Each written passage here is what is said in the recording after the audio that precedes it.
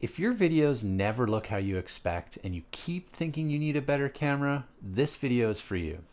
Because the problem almost never is the camera. Most beginners assume bad video means bad gear. I did too.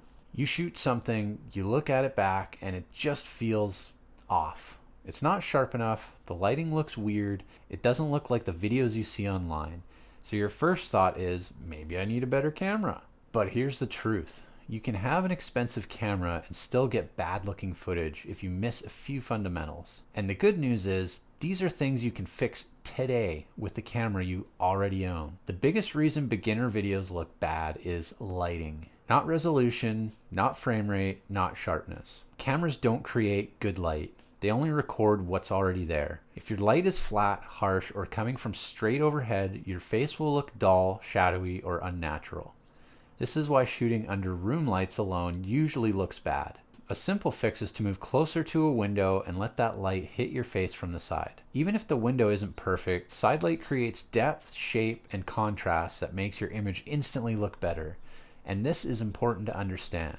A cheap camera in good light will always look better with an expensive camera in bad light. The second reason your videos look bad is framing. This one is easy to overlook, but it makes a huge difference. Most beginners stand too far away from the camera, leave way too much space above their head, or place themselves in the frame without really thinking about it.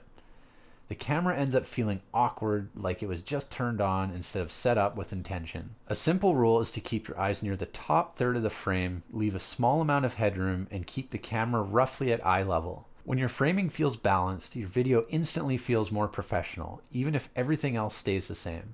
Another common issue is unnecessary movement. A lot of beginners think they need to move the camera constantly to make their videos feel cinematic. But most of the time, this does the opposite. Shaky footage doesn't feel cinematic. It feels unfinished. If you're filming yourself, the easiest improvement you can make is to lock the camera off on a tripod and let the shot stay still. You can move your hands, your body, or your position in the frame, but keep the camera steady. Still shots almost always feel cleaner, more intentional, and easier to watch. Another reason videos look bad is exposure. If your image is too dark, the camera adds noise. If it's too bright, details disappear. Beginners often trust auto settings without realizing the camera is guessing what's important. A simple habit is to check your face. If your face looks evenly lit and not blown out, you're probably close enough. You don't need perfect settings, just balanced ones. The last reason your videos look bad is one nobody really talks about: expectations. You're comparing your early videos to creators who've been doing this for years. You're comparing your raw footage to edited, color graded, carefully lit content. But those creators didn't start there. Everyone's early videos look rough, even mine. Your videos don't need to be cinematic, they need to be clear. Clear audio, clear lighting, clear framing. That's it. So if your videos look bad, it's usually because of bad lighting, weak framing, shaky shots, unbalanced exposure, or unrealistic expectations, not your camera.